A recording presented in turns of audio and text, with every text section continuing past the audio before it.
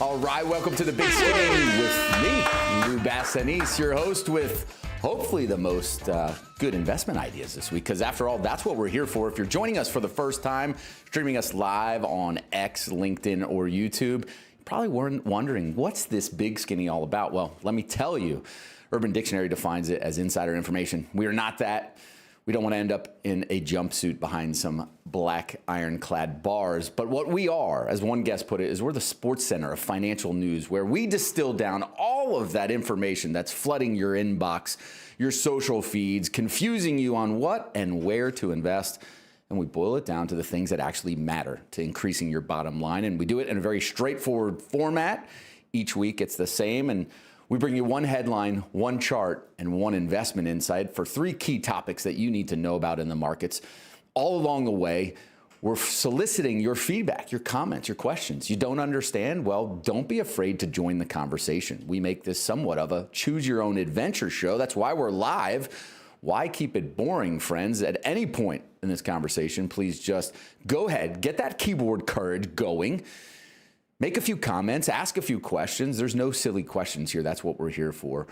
Along the way, we also want to make sure that you know that we're here to increase the bottom line, but we also know that we don't know it all. So that's why we bring really well-informed guests to up and level up what we know in specific industries. And this week, we're talking about all things AI and energy and momentum in the markets. And I'm happy and fortunate to have with us this week Patrick Fleury, who's the CFO of Terawulf, one of those companies that started off very fortuitously as a Bitcoin miner and built out all the resources necessary to dominate that space, but then also saw the opportunity to pivot or allocate some resources to this AI boom that is taking over this market as we speak. So excited for this conversation to get the insights directly from Patrick on just what gave them the foresight and what they see ahead for this trend. Some call it a bubble. I would argue that it's not. We'll see what Patrick has to say himself. But with that being said, we're going to go right to this week's rundown, the three topics that matter the most to you. So here we go.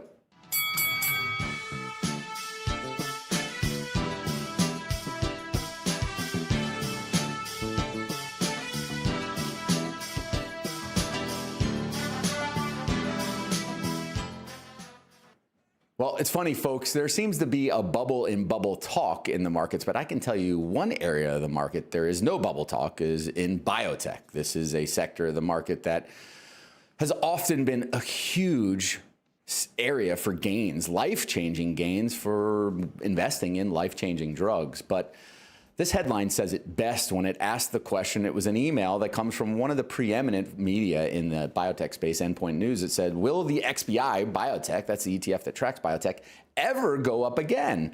A lot of other questions came up here too as we were designing this. Is there a subhead that goes here? Is there a date that goes with this? Folks, there's nothing but been questions what's going on with biotech. And you know, I go back to John Carroll. He had a quote in April. I mean, it was just complete despondency and despair and depression that the biotech sector had plunged almost 30% in the first 4 months of the year, making it an ugly mess for the industry yearning for better times. Well, here, folks, fast forward from April to, wow, it's already October, and it appears those better times might be upon us. Now, for many investors, if this is the first time, or even if you've been a long-time investor, biotech is really confusing space. I mean, there's a lot of terminology that gets thrown around in this space that causes most people to scratch their heads. And some of those terms that are often, we talk about phase 1, phase 2, phase 3, people can understand that. But when we talk about preclinical studies and IND-enabling studies,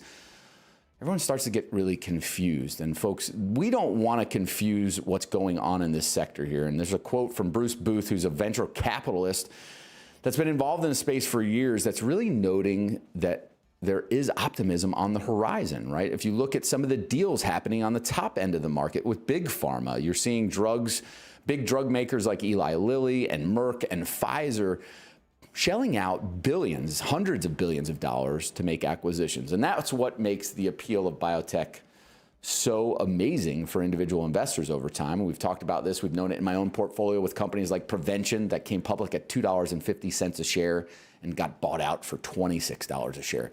That's the allure of biotech, and it's coming back. But here, even Bruce Booth is tempering the enthusiasm because he doesn't want to jinx this rebound. But I'll tell you what, we don't have the headline for this, but Bruce Booth and his firm Atlas Ventures just raised a $400 million fund. That doesn't happen, folks, unless there's new opportunities coming in biotech. And I think that's the key takeaway here. You don't have to know much about biotech. You just got to know how to follow the charts. And if we bring up this week's money chart, we're going back to the future because biotech truly is the future. It's those life-saving drugs that really change lives and change bottom lines in terms of creating wealth. And if you look at the XBI sector divided by the small caps, I know this is really just, might be confusing, but it's simple math. Divide those two indexes over and you see a breakout is happening right now. So for a long time, we've seen resistance. Biotech kept trying to rally and everyone just got depressed. And then lo and behold, in the last 30 days, biotech has broken out. The small cap index has broken out as well. I'm here to tell you, this is a definitive move higher that's going to continue. And because of that, we always try and stay ahead of the tape here. We want to start bringing you more biotech opportunities that could literally transform the lives of patients in need of their drugs, but also transform the lives of investors that invest in them. So stay tuned. We will be bringing you big biotech opportunities in the weeks ahead. Now, something else that's big and starts with a B is Bitcoin. It's Oktoberfest, as a lot of Bitcoin loyalists are referring to it, because this is the time of year where Bitcoin traditionally rallies the most. And here's the surprising thing. Now, we always rail against the headlines that you should usually ignore, but I got to be honest, sometimes there's headlines you should pay attention to. And this one, straight from Cointelegraph, is showing you that the Luddites here in the market, the mainstream bulge bracket banks that were very reluctant to accept Bitcoin, are now very bullish. This includes JP Morgan, which is headed by Jamie Dimon, who said that Bitcoin was never going to amount to much of anything. Well, he's coming around to it, folks. The price targets keep going up for Bitcoin, some at 133,000, some going as high as 200,000. Folks, we hit an all-time high today above 126,000. So it's still early as far as I'm concerned. You know, I've been late to the Bitcoin party, but now we're accelerating and leaning into that since about $108,000 per coin. So I think there's much more upside ahead here, folks. And we're going to talk some with Patrick Fleury about that today, where that fits into the AI pivot for a lot of these Bitcoin miners. But I think it provides an underpinning. But here's what's most interesting to me. Not only are these bulge bracket banks saying and recognizing the uptrend in Bitcoin, they're also recognizing they need to get their clients invested. So Morgan Stanley now coming out, my old firm, my old employer, saying that investors should have a 2 to 4% allocation to crypto. Now, that's not a minuscule amount. I mean, we talk about position sizing. 2 to 4% is a really meaningful position size that could have an impact. So what's the hurry? What's the impetus for this? Well, I think they've finally come around the fact that Bitcoin's not going anywhere. We've said it in previous episodes that, Tom Lee shared that there's never been in the history of the world or the markets an asset that goes to $2 trillion in market cap that suddenly disappears. So I think Morgan Stanley's figuring out Bitcoin's not going anywhere. They view it as the new digital gold, which is significant because let's talk about gold for a second. Having one of its best years on record right now.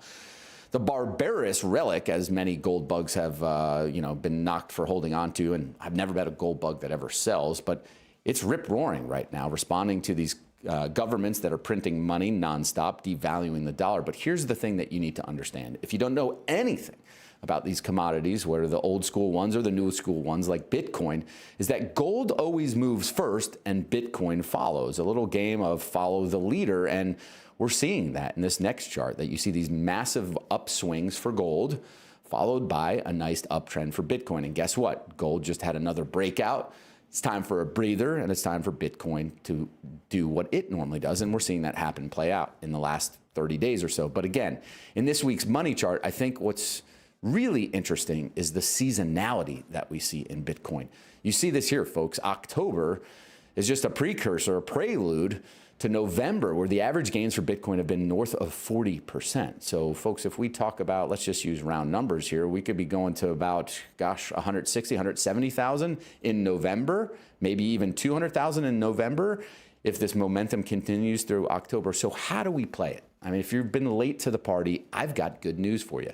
The investment takeaway here is actually an ETF that gives you leverage to both gold and Bitcoin, 100%. So you're stacking it, as the Bitcoiners like to say. You can stack your gold investment with your Bitcoin investment. And it's BTGD is the ticker symbol for this innovative ETF that will allow you to have exposure to both the old school and the new school way to prevent against the dollar devaluation. So if you don't own any Bitcoin today, you got to get an exposure somewhere, somehow. I think this ETF is one of the most compelling ones out there. I added to my position today. I also added to my Bitcoin position in the last week.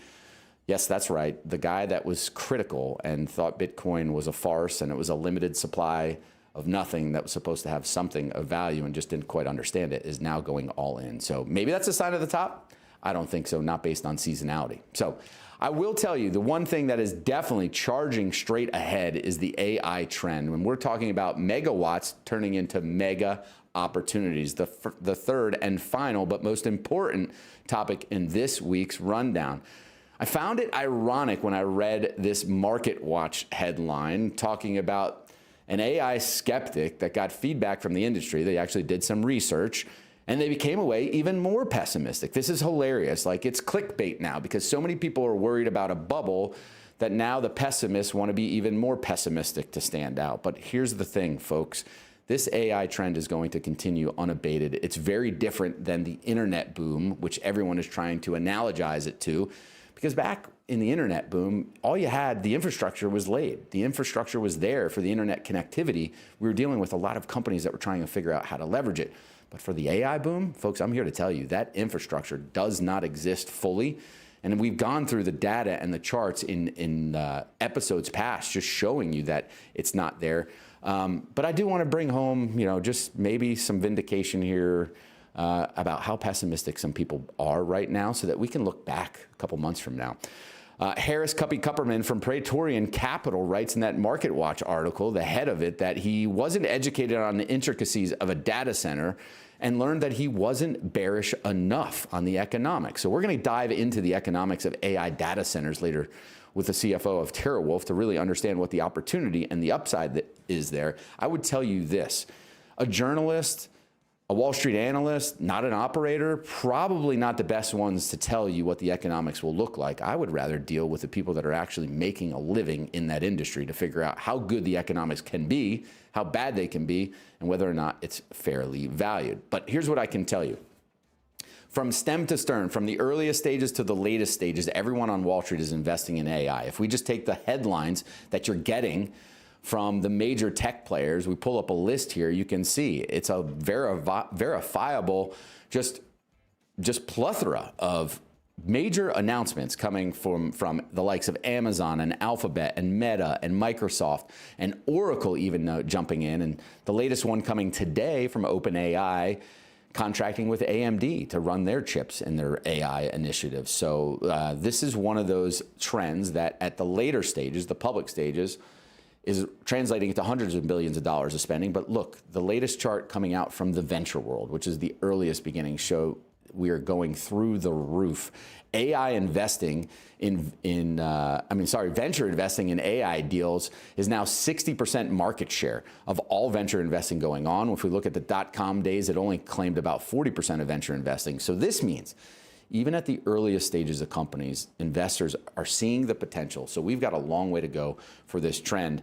And here's what the payoff's going to be, right? This week's money chart for the AI trend is mega power is required for this mega payoff. Just pay attention to the orange bars on the right. That is all the capacity we don't yet have to handle the data center growth to facilitate this AI boom. And that is why we have a conversation with Patrick Fleury coming up next. Folks, the takeaway here is you need to get every bit of exposure that you can to the power side of the equation.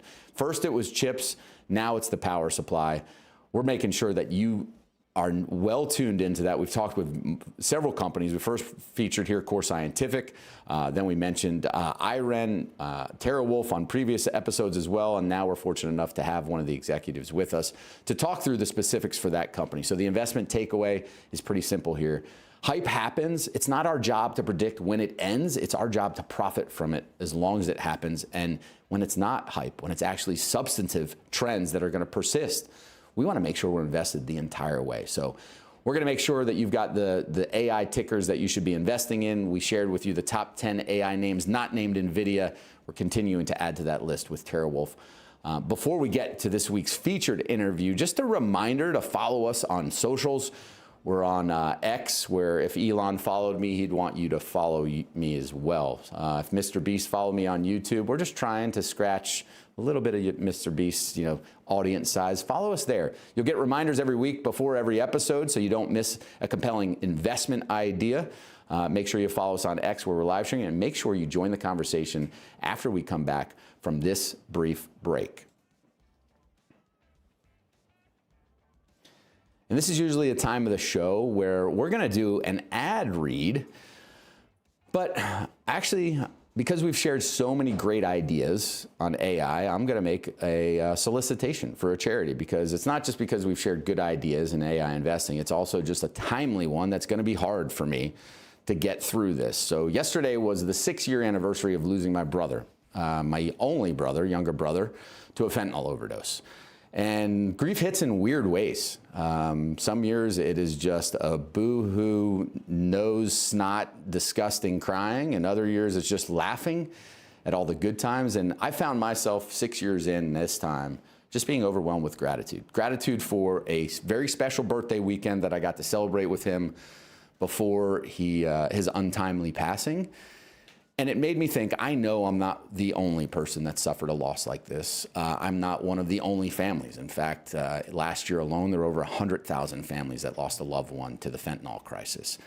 And it made me thinking, how can you turn a bad situation into a good situation for others? And look, my brother had help along the way. I don't know what would have maybe changed it for him, but I do know there are other organizations out there that are looking to lend that helping hand anywhere they can. And the Heron Project is one of them. I made a donation today in honor of my brother.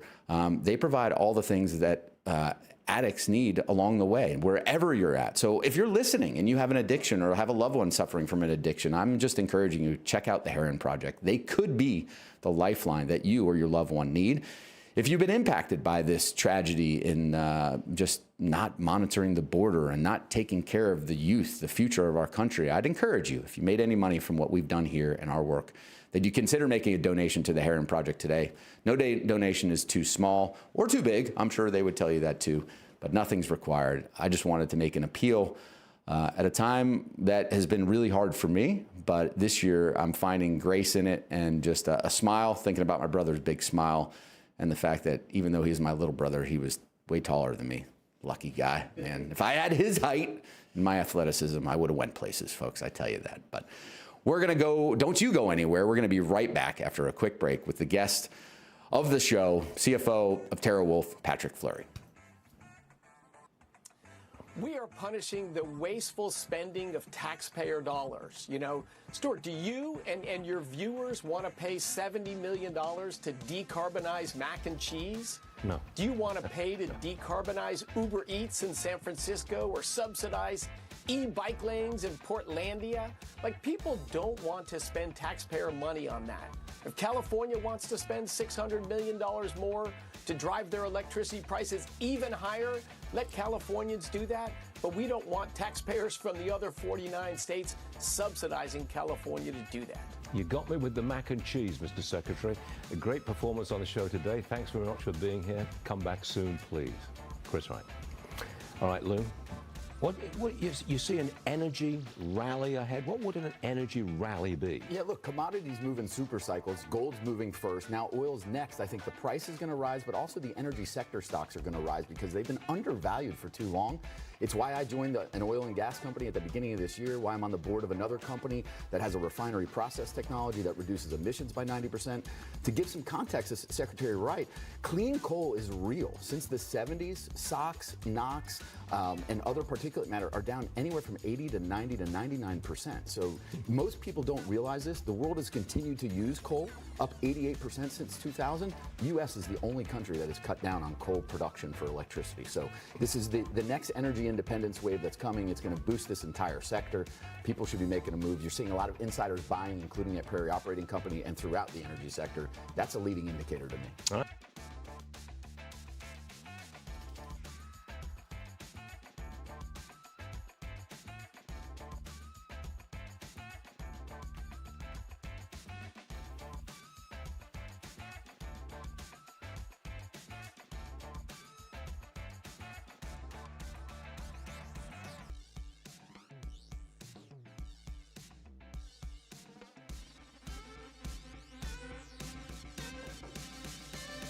All right, welcome back to the Big Skinny with Lou Basenese. And, you know, sometimes we get what we ask for. I was being a little cheeky today, saying that, you know, Dodman, who comes on later in the show, usually to go through our high five, we had this running joke that if all else failed us one week and we ran out of content, forgot what we were going to say, he could hand me the latest edition of the Wall Street Journal and I could riff on it and just come up with enough content that was going to make the episode work. Well, guess what, folks? We may have to riff a little bit and dance a little here because we're having a little technical difficulties with Patrick Fleury, but he's rejoining via his cell phone.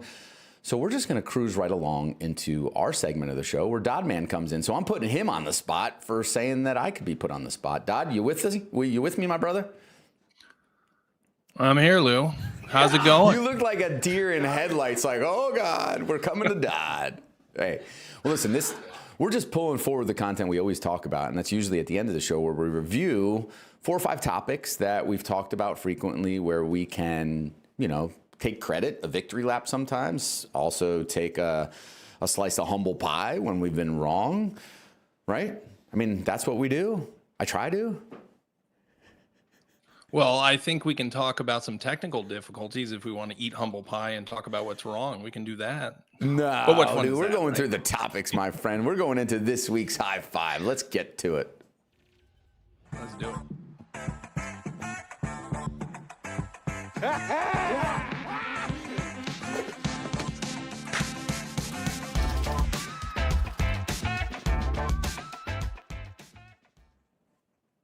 All right, my friend.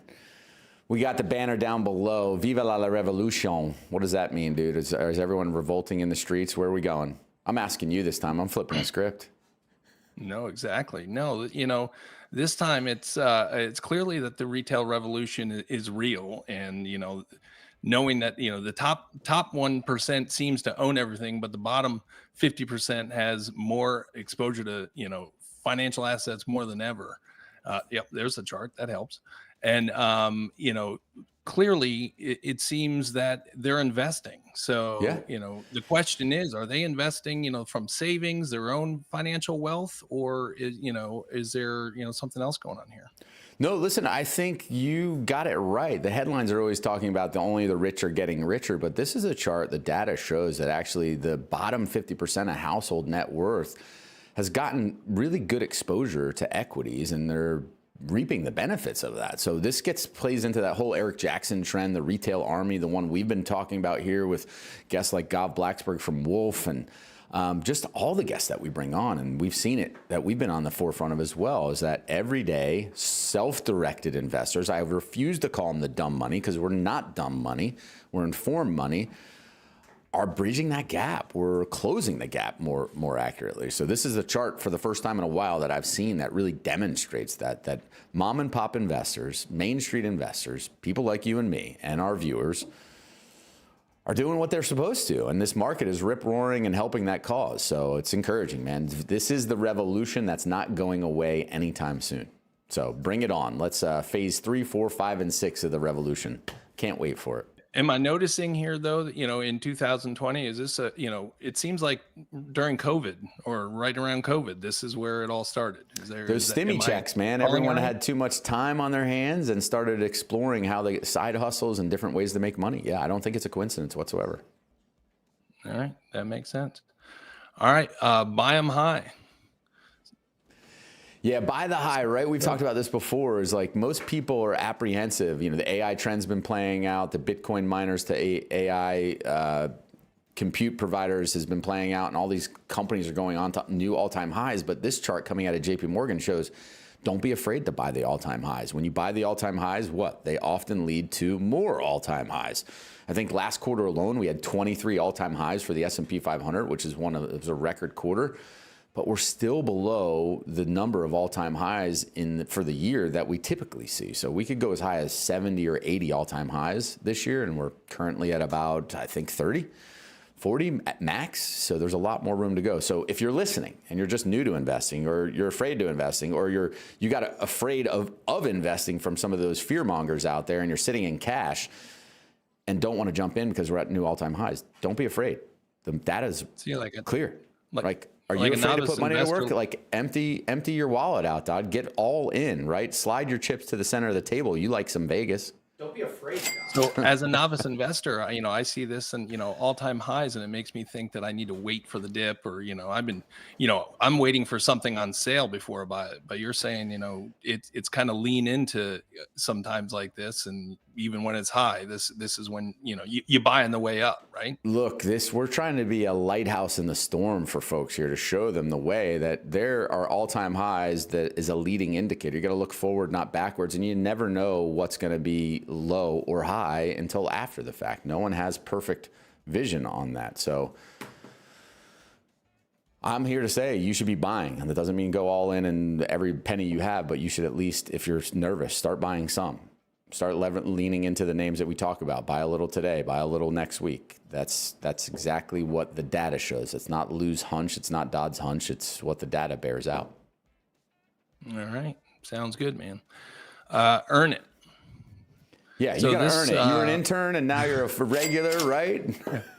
Yeah, Look. I know. So this one's pretty simple. I mean, the small caps are back. So, finally rallying. So how do you think we can expect this rally to continue? You were talking about it a little bit earlier, but, is this going to go on for a while, do you think? Yeah, I think this is the time where you get to enjoy it, right? It's like, for me, I was early and wrong. It's like when you stick toast in the toaster and you want it to be done and you hit that cancel button and it pops up and it's still not done. Like, I tried to do that so many times with predicting the small cap rally, but here's what's actually happening now. That toast is done.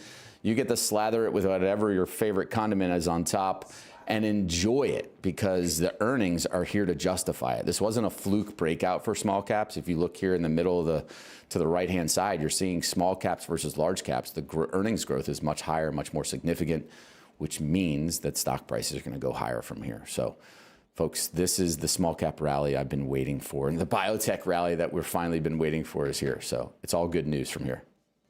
Well, that's definitely good news. I've been waiting for that for a long time as well. All right. Enough already. Yeah, enough this already. One is, this is clearly, I'm waiting, for one of your famous one-liners of earnings ultimately drive stock prices. And I'm pretty clear that this chart could be your Vince Neil to your Tommy Lee. Right here. This is the lead. You're going to say for enough already, because I keep saying it, but this chart keeps proving it, right? I think people are reluctant to accept the fact that it's earnings that matter most. It's not the Fed. It's not what some talking head says. It's not how long it's been since the last bear market. It's simply earnings. If they continue to go higher, stock prices are going to go higher. And this chart shows that earnings growth has actually been above normal. If you look at the actual trailing 12 months earnings per share versus normalized, it's actually been a much hotter, faster growing trend, which means stocks should be doing exactly what they're doing, rallying much more. So go ahead and buy those gemstones to adorn this bull market, because this is not going to end anytime soon based upon the estimates that we reviewed. All right. Sounds like you're full of good news today. I like it. All right. Last one. Home Alone. Unless we're talking about Macaulay Culkin, I'm just going to leave this one to you, man. I don't know. This just looks like you had some fun color time or something. Yeah, no, my little guy is starting to learn to color the walls and his coloring books as well. But this chart shows the shortage of real estate of homes in each state. So right now there's been a lot of talk about interest rate cuts reviving a moribund real estate market, right? We've seen prices decline in 39 out of 50 metro areas throughout the United States, and people want to know, when's that going to stop? Well, I'm here to tell you that the real estate malaise is going to stick around for a while, because affordability is at record highs. Unaffordability, I should say, right? It's the median home price requires 150% of the median income. So that just the math doesn't work. And at the same time, there's just not enough supply. So this is really supply and demand. So even if interest rates come down and make homes more affordable than they've been, you still haven't solved the core problem, which is supply, which is going to ultimately keep driving prices higher. So until we build more, well, the real estate market's not going to be back with a vengeance. And we've said this a couple weeks ago, maybe last week, that if I were investing, I wouldn't be like people view real estate as a great investment. I think it's a terrible investment. If you're young or younger or late to invest and you're deciding between real estate or the stock market, pick the stock market. It's the better place to invest right now. That's good, man.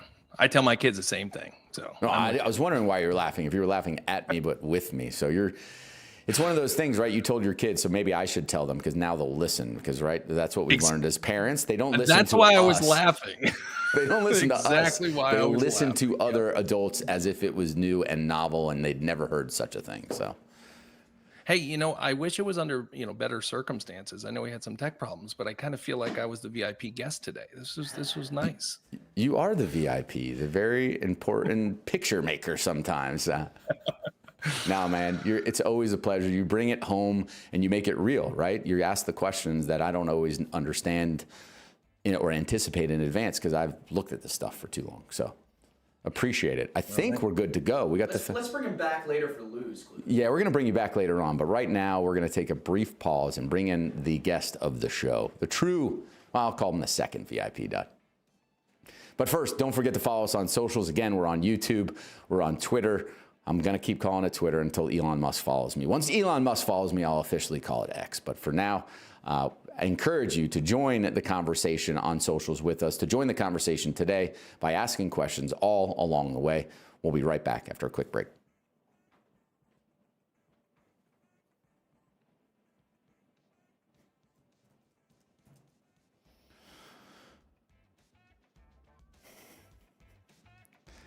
Looking for top quality, fully custom golf polos and lightweight quarter zips, or your place in the script where you're supposed to read the ad? Well, that's me right now. Transition to this image full screen is the instructions they gave me. 4. Because Lou's swinging and missing and chopping it up. But here's the thing. Butcher Golf has you covered. Take your brand, promotion, or special event and bring it to life with full cut and sew customization, starting from a blank canvas. I wasn't kidding. Dodd is the man that can make beautiful pictures and polos, no less. You can order as few as 25 or as many as you can imagine delivered to your door in 3 weeks or less. Folks, that's fully custom polos and quarter zips in 3 weeks or less. Butcher Golf, fully custom, really fast. Visit butchergolf.com today and mention Sweet Lou and you'll get a discount of 20% off your first order. We'll be right back. As a nation sat back and let Intel spiral down the toilet bowl over a period of 20 some odd years. We just watched it happen, knowing that it was in our national security interest that this fabricator, that this foundry be healthy. And it's not going out of business, but it's certainly Well, they're vertically integrated, pun right? They were intended. designing their own chips and making their own chips as opposed to outsourcing the production for other people that could innovate better, more nimble. It's the, the law Yeah, of I large know the numbers. story. Right. And- right, but it's Intel. It had every opportunity to succeed. It was poor management. We didn't abandon it. It as a was. country. No, but we did abandon it as a nation if we know that everybody in Silicon Valley they sit around and have for years talked about Intel being, its health being in our national security interest. Right, but and what did they do? Nothing. Well, they other sat back company- and let it collapse. Well, I'd argue that there's other innovators that were spun out of Silicon Valley that have technology, chip technology that could put us at the forefront. Companies like Atomera, Mears Technology invented the fiber optics. So there's plenty of capital. I don't think it's a failure of the free markets. I think it's a failure of leadership in the free markets. Well, I think Intel and also government, because But Biden it's- threw all this money at them with the CHIPS Act with no strategy. Yes, got nothing absolutely. back for it, which was why Trump With said, one I line. just think It is a failure of both free markets and corporatism out of the government. Yeah. That they knew that was the only fabricator and only foundry in the United States, in essence. that's fair. That we needed it to function and function well. And nobody did boo other than yap about it. All right, welcome back to the Big Skinny, and this is the part of the show that I get the most interested in because we get to tap the minds of industry experts to learn way more than we could from just reading an online post, an investor presentation, or a press release that could help us make an investment that makes us a lot of money. So without further ado, I'd love to welcome the CFO of Terawulf, Patrick Fleury, to the Big Skinny. Patrick, thanks for joining us today. Lou, thanks for having me. Yeah, so listen, I want to start right where I kind of led to earlier, where people think AI is in a bubble, and I mentioned that the infrastructure build out is something that takes time. As you look at the opportunities in front of you, do you see it as a bubble? I mean, would you consider this a bubble, or how would you respond to critics that say it's a bubble and not a real verifiable growth trend? Yeah, look, I can see why people might say that, but I have no hair because I've lived and worked in finance now for 25 years. So I have seen a couple bubbles. I've seen telecom, seen power in the early 2000s. I've seen energy in the 2010s. I think the really big difference, and I think you hit the nail on the head here, the difference particularly between the dot-com bust in the early 2000s and what people are talking about now is you have 5 or 6 of the most profitable companies in the world that are funding this build-out. Yep. Google, Amazon, Meta, Microsoft, NVIDIA, right? This is not, AOL scrapping together because they're cash flow negative, right? I mean, this is, very, very profitable companies. And I think to your point, look, are there potentially bubbles in certain parts of the ecosystem? Yeah, probably. But the part that we play in, which is building the infrastructure, getting the power to the actual hardware, there's just a dearth of foundational compute capacity. This is a new industry. It is very new hardware that's being used that generates a lot of heat that needs to be water cooled.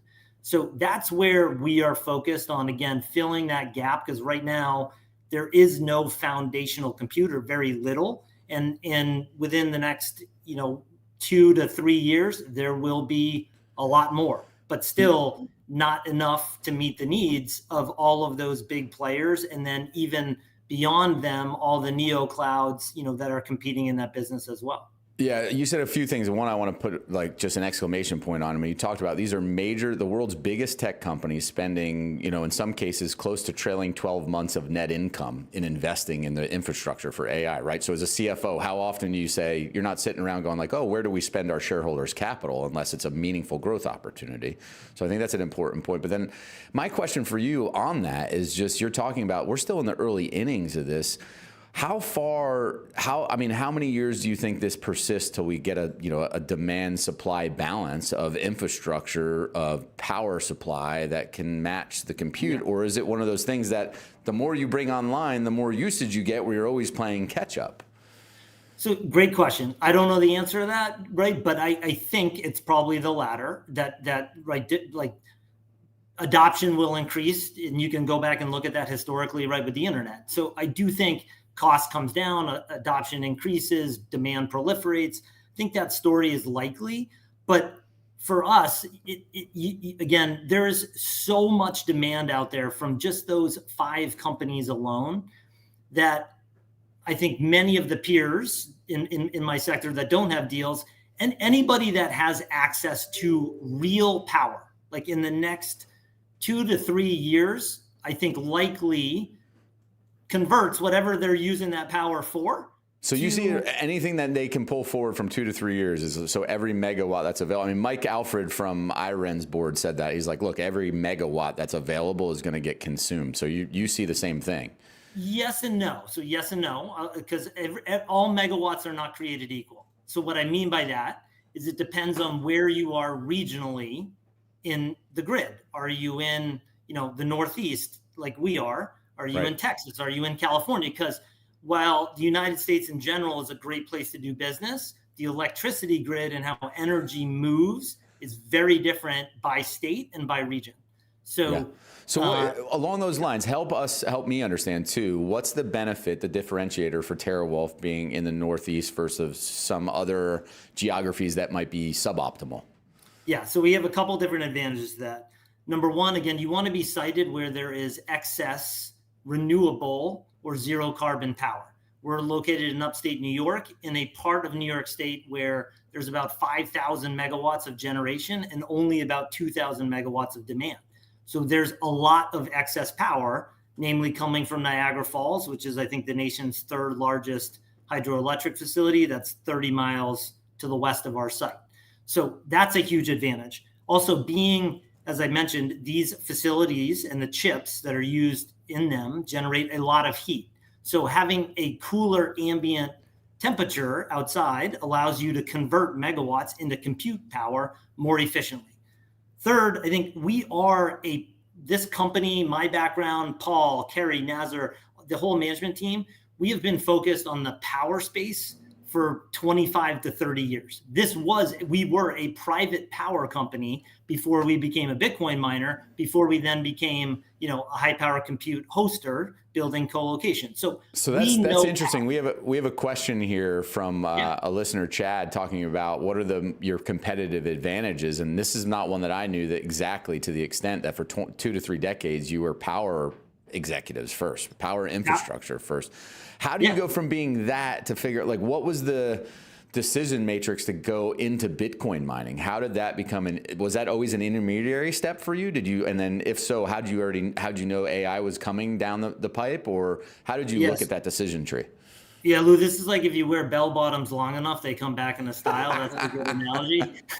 Dude, I'm living through this. I have a 17-year-old son that is wearing the same types of clothes and listening to the same music that I listened to in the 90s, and it's really weird, but you're right. It happens. Everything comes back around. That's the best thing you can ask for. At least you don't have to listen to music you don't like. Anyway, no Taylor Swift here, my friend. I promise you that. I have a 9-year-old, and it's all that's been on, particularly since the new album dropped.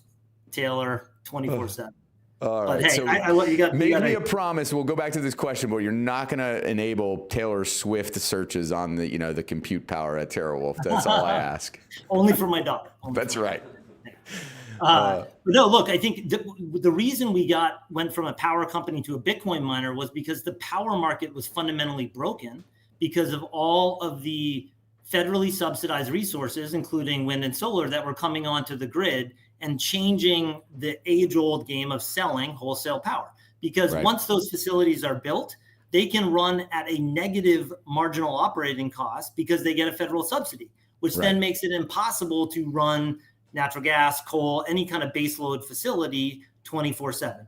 So what we, and really Nazar Khan, our co-founder, he knew the business was broken. So it became, hey, look, how do we keep selling power to the grid when it's profitable to sell power to the grid, but then sink power to ourselves when it's not? And that led us down the path of Bitcoin mining, which led to, if anybody that knows power, led to our agreement with Talon to build what I think will be the only Bitcoin mine ever built in the United States behind the meter at one of the nation's largest nuclear facilities.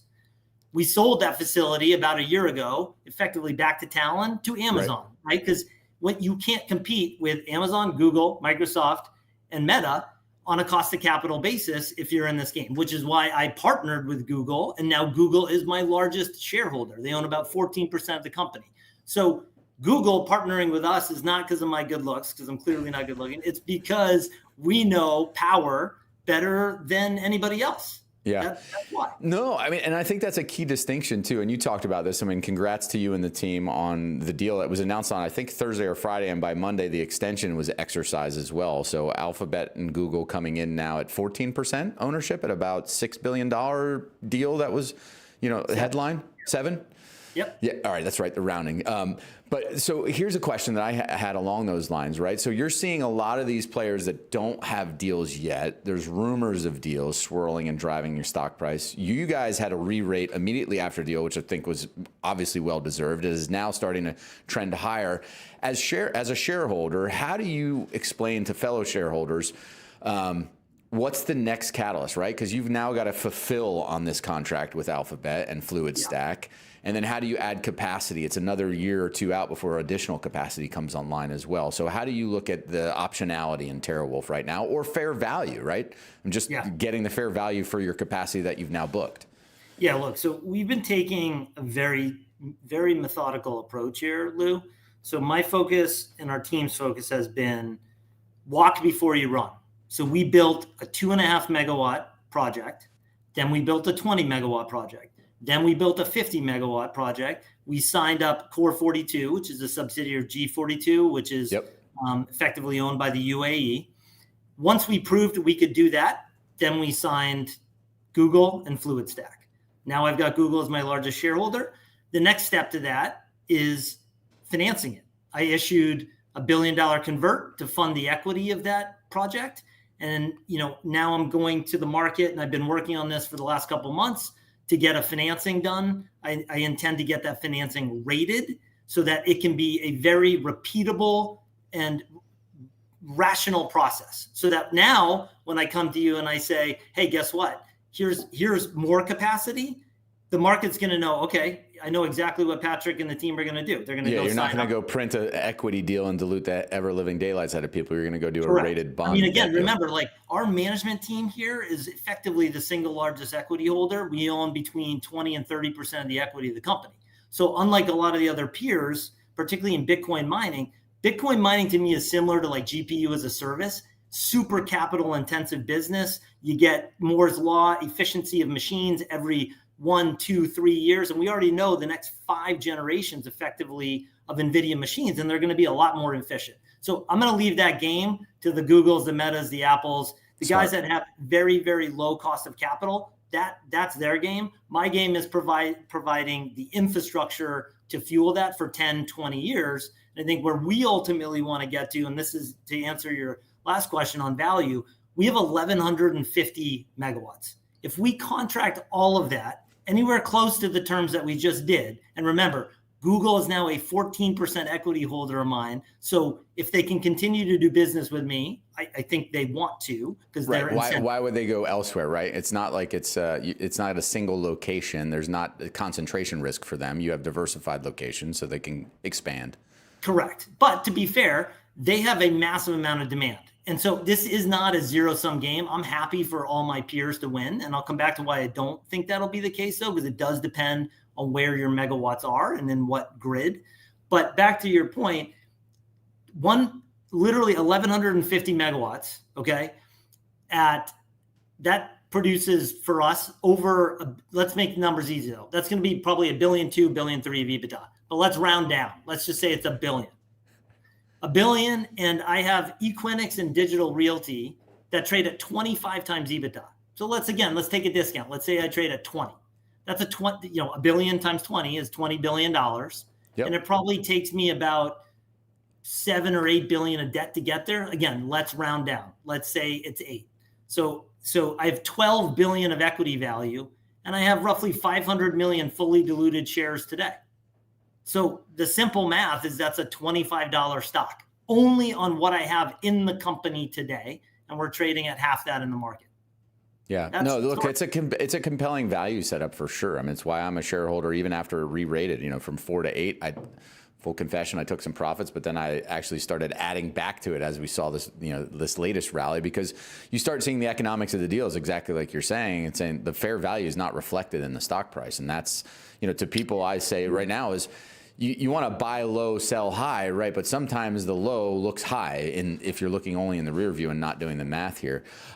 You did talk about differentiation, right? And we talked about it. So you have geography, you have a team that comes out of an industry that is all related to being a power company, not a Bitcoin miner, not an AI, compute provider.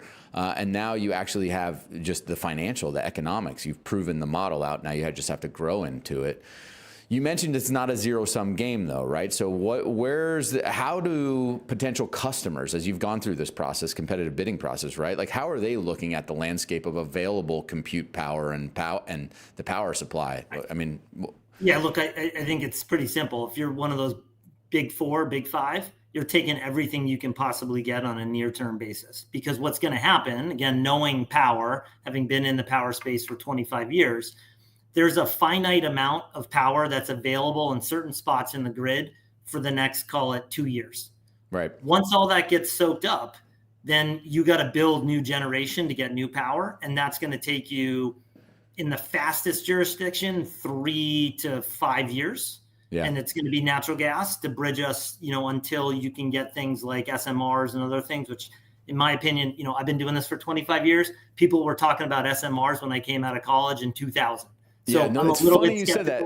So I'm curious. So I was at a conference, the Energy Freedom Conference by Alex Epstein, and was fortunate enough to sit at a table with some guys that were in the data center space. And they said SMRs, the over-under is 2032 before the first ones come online. I mean, where do you see that being too optimistic, or do you think it's further down the road? I'll take 100 with you on the over on that right now. Dude, I'm not betting. You're a power insider. So now this is interesting too. So natural gas, I agree with you, is the bridge. What about coal, right? So like I was on Fox Business last week pointing out with Energy Secretary Chris Wright that every country in the world except for the United States has increased their coal-powered electricity generation since 2000, since 1985, really. We've gone, down 66%. Do you see a revival in coal, and how does that change the landscape possibly?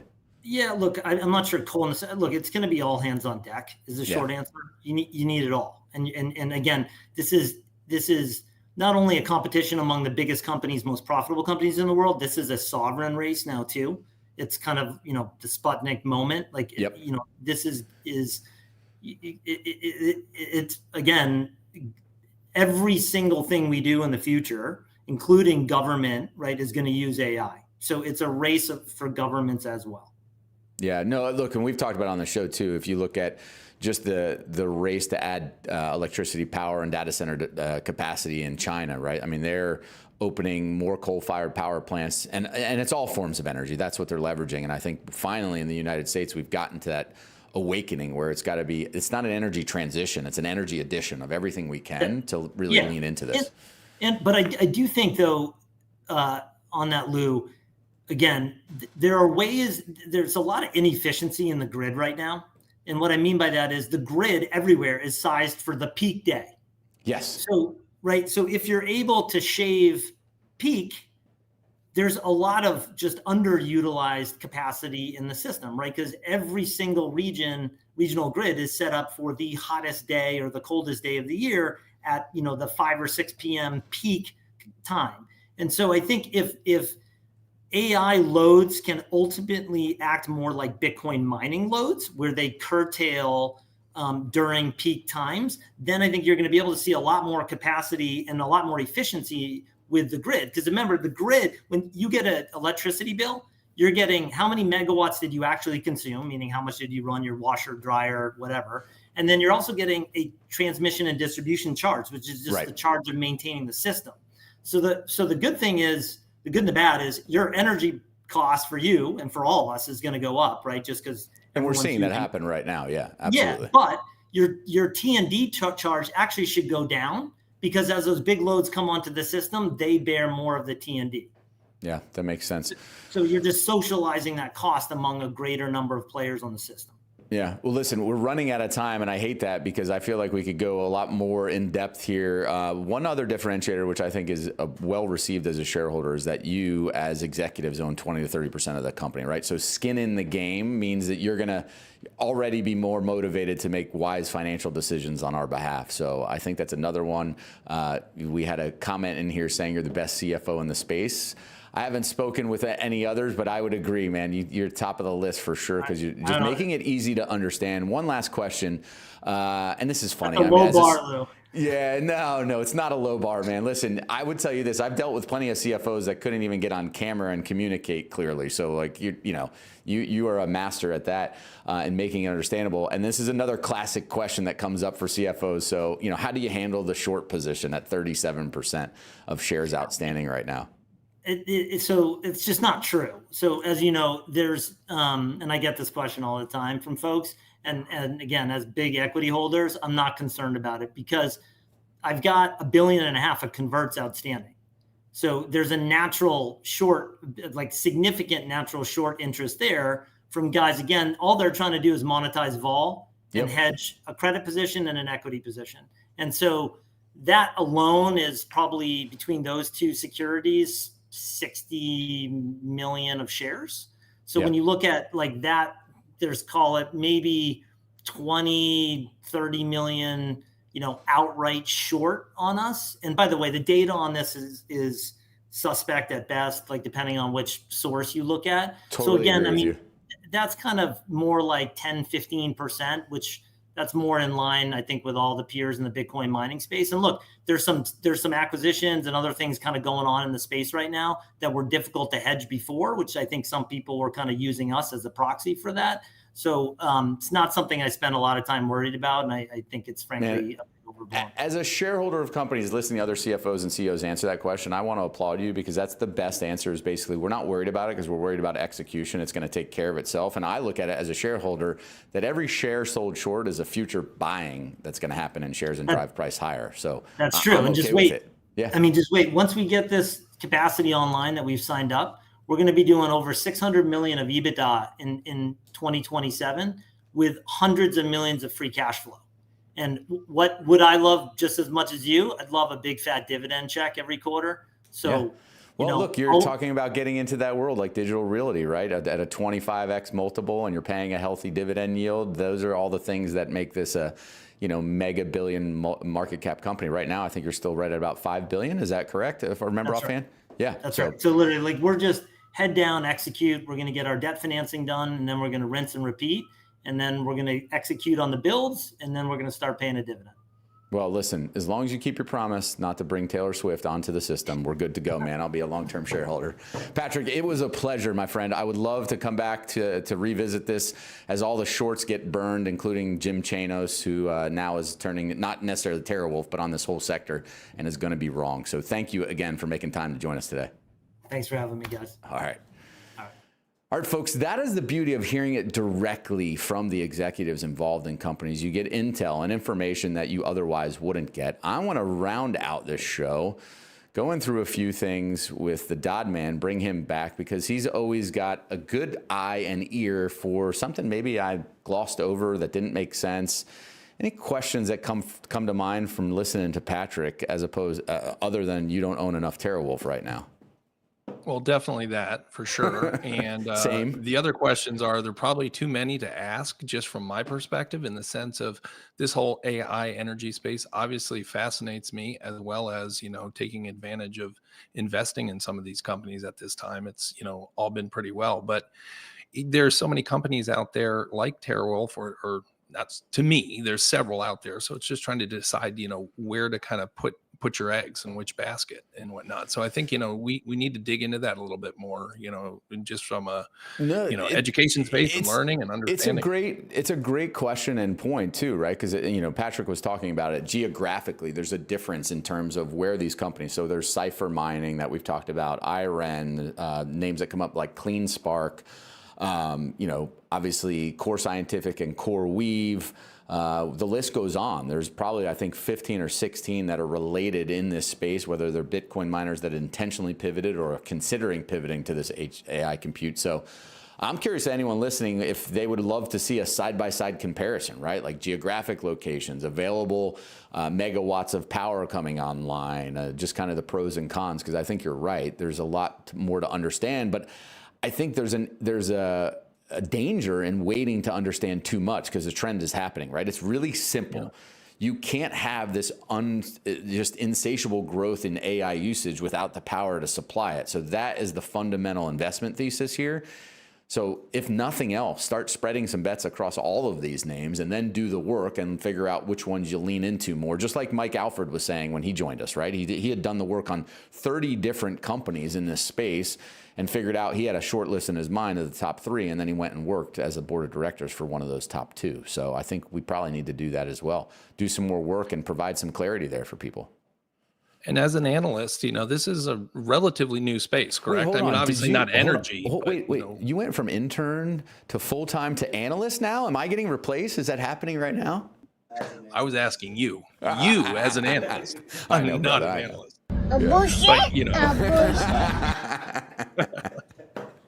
No, but as an analyst, doing your due diligence on this type stuff, is there is it a little bit harder than, looking at some, more traditionally tech companies because it's so new? No, look, I think it's just getting our arms around it. So I would say this is difficult in terms of the number of companies to compare quickly, right? Because as I told you, I think we saw a list. There's maybe 15 or 17 names on here, like Hut 8 and Riot and Mara, a lot of Bitcoin miners that could rip out their Bitcoin miners and replace it and make it into AI compute.